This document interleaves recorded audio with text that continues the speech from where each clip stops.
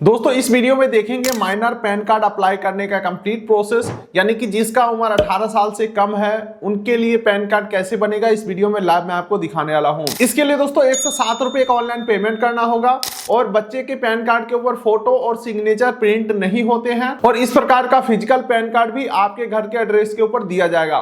तो चलिए बेहतर जानकारी के लिए चलते हैं कंप्यूटर के स्क्रीन के ऊपर और लाइव देखते हैं एक माइनर पैन कार्ड बनाने का प्रोसेस। इसके लिए दोस्तों किसी भी ब्राउजर के गूगल में आपको टाइप करना है NSDL पैन अप्लाई और उसके बाद पहला लिंक जो आपको मिलेगा प्रोटीन नाम से ऑनलाइन सर्विसेज proteintest.in, इस लिंक को आपको ओपन कर लेना है और यहां से हम नया पैन कार्ड के लिए अप्लाई कर सकते हैं। वीडियो को थोड़ा ध्यान से देखिएगा क्योंकि नॉर्मल पैन कार्ड अलग तरीके से बनता है, माइनर पैन कार्ड अलग तरीके से बनता है। ठीक है, तो यहाँ पे हमें सबसे पहले न्यू एप्लीकेशन के ऊपर क्लिक करना है। उसके बाद दोस्तों यहाँ पे अगला ऑप्शन आता है सेलेक्ट पैन एप्लीकेशन टाइप का। तो यहाँ पे new pan Indian citizen form 49A को सेलेक्ट कर देना है। उसके बाद सेलेक्ट एप्लीकेंट कैटेगरी का ऑप्शन आएगा, यहाँ पे आपको इंडिविजुअल सेलेक्ट करना है।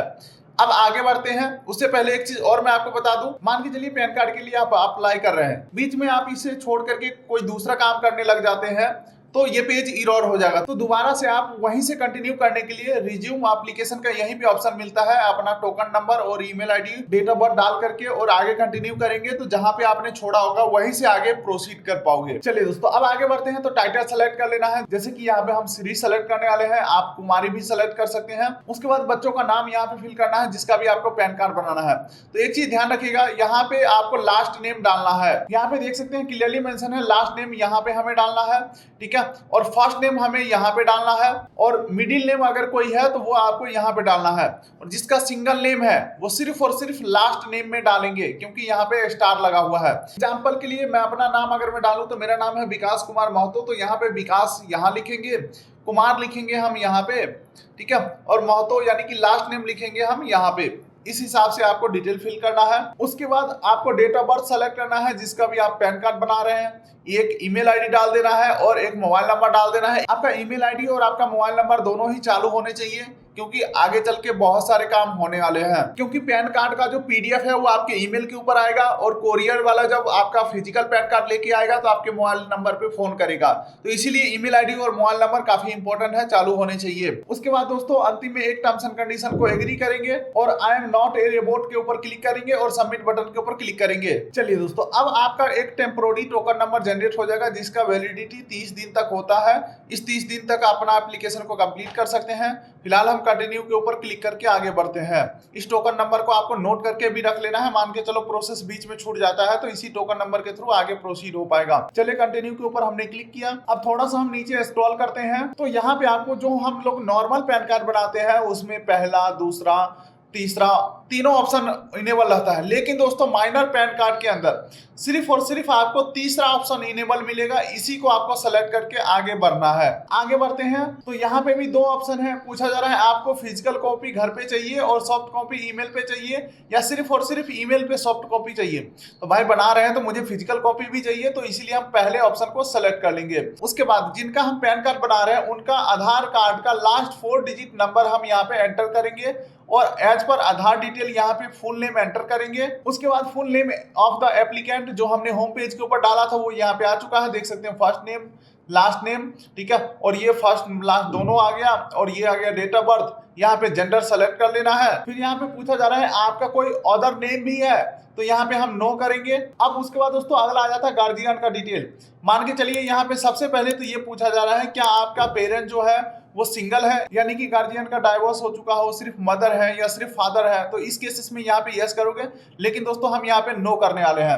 उसके बाद अगला आ जाता है दोस्तों फादर नेम या मदर नेम डालने का ऑप्शन। तो आप चाहो तो दोनों का पैन कार्ड के ऊपर डिटेल डलवा सकते हो, लेकिन हम यहाँ पे फादर नेम डालेंगे। अच्छा फादर नेम डालेंगे भी तो कैसे, यहाँ पे फर्स्ट नेम रहेगा, यहाँ पे मिडिल नेम रहेगा और यहाँ पे लास्ट नेम रहेगा।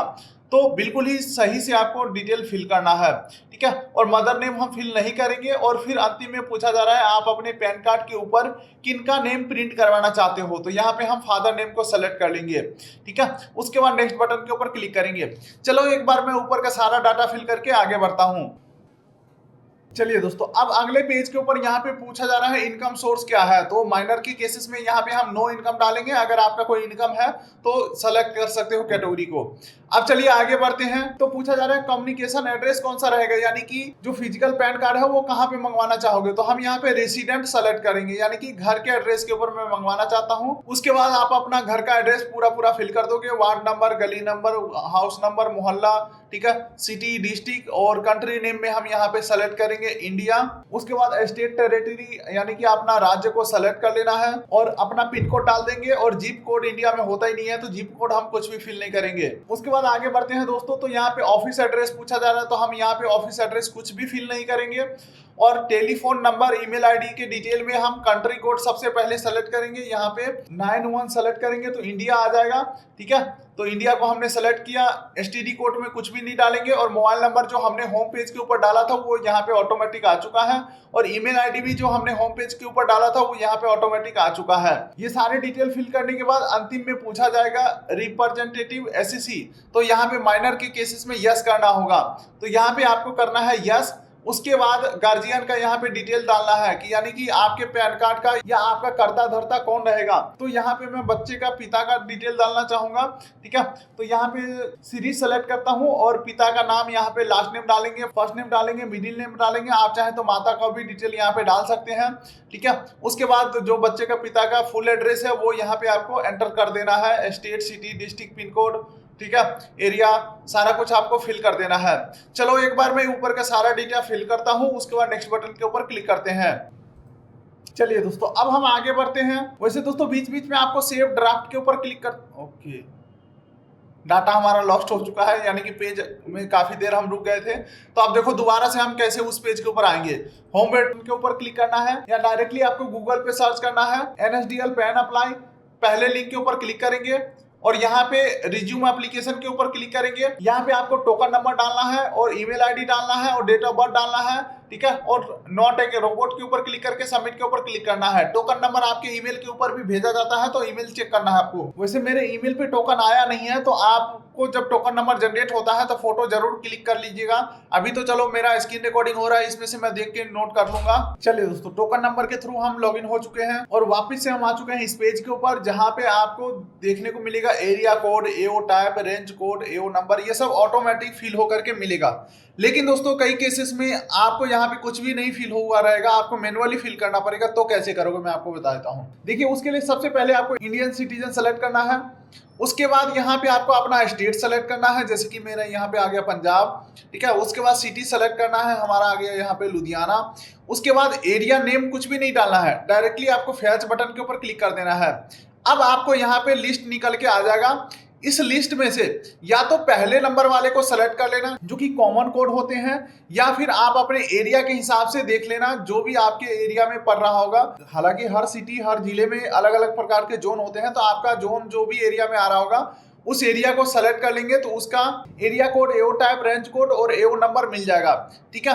तो मेरा यहाँ पे ऑटोमेटिक डला हुआ है, तो हम सीधे नीचे आएंगे और नेक्स्ट बटन के ऊपर क्लिक कर देंगे। अब देखिए दोस्तों, यहाँ पे पूछा जा रहा है डॉक्यूमेंट आप क्या क्या सबमिट करोगे। तो यहाँ पे प्रूफ ऑफ आइडेंटिटी हम डबल ए डालेंगे तो आधार आ जाएगा, यानी कि सारे में हम आधार डिटेल डालने वाले हैं। प्रूफ एड्रेस प्रूफ में यहाँ पे भी हम डबल ए टाइप करते हैं तो आधार सेलेक्ट हो जाएगा, ठीक है। और यहाँ पे आपको बर्थ सर्टिफिकेट और भी कई सारे ऑप्शन है, लेकिन यहाँ पे भी हम आधार डिटेल ही सेलेक्ट करने वाले हैं। डिक्लेरेशन के अंदर दोस्तों यहाँ पे गार्जियन का नेम ऑटोमेटिक आ जाएगा, पिता का नेम। तो यहाँ पे रिप्रेजेंटेटिव एससीसी को सेलेक्ट करना है। प्लेस के अंदर आपको अपने जिला का नाम डाल देना है और आज का डेट यहाँ पे रहेगा और सबमिट बटन के ऊपर आपको क्लिक कर देना है। अब आगे बढ़ते हैं दोस्तों। तो यहाँ पे बोला जा रहा है आधार का शुरुआत के 8 नंबर को एंटर करो। उसके बाद इस पेज के ऊपर जितने भी डिटेल है सभी को आपको वेरीफाई कर देना है। अगर आपको लगता है कि सही है तो प्रोसीड करेंगे, अगर आपको लगता है गलत है, कुछ सुधार करना चाहिए, तो एडिट बटन के ऊपर क्लिक करके पिछले पेज के ऊपर चले जाओगे और जो भी सुधार करना है कर सकते हो। फिलहाल दोस्तों मेरा सारा डिटेल सही है, तो यहाँ पे प्रोसीड के ऊपर हम क्लिक करेंगे। चलिए दोस्तों, अब हम आ चुके हैं पेमेंट पेज के ऊपर। यहाँ पे हम ऑनलाइन पेमेंट थ्रू HDFC को सेलेक्ट करेंगे या अदर पेमेंट मेथड का भी ऑप्शन है। यहाँ पे आप देखोगे Paytm payment gateway, bill desk payment gateway. चलो मैं यहाँ पे बिल डेस्क वाले ऑप्शन को सेलेक्ट करता हूँ। अब यहाँ पे 107 रुपये का हमें ऑनलाइन पेमेंट करना होगा। इसके लिए नीचे टर्म्स एंड कंडीशन एग्री करेंगे और प्रोसीड टू पेमेंट के ऊपर क्लिक करेंगे।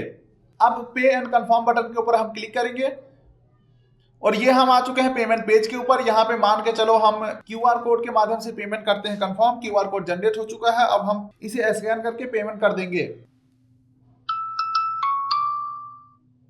ये हमारा पेमेंट कंफर्म हो चुका है। 1 मिनट का आपको इंतजार करना है।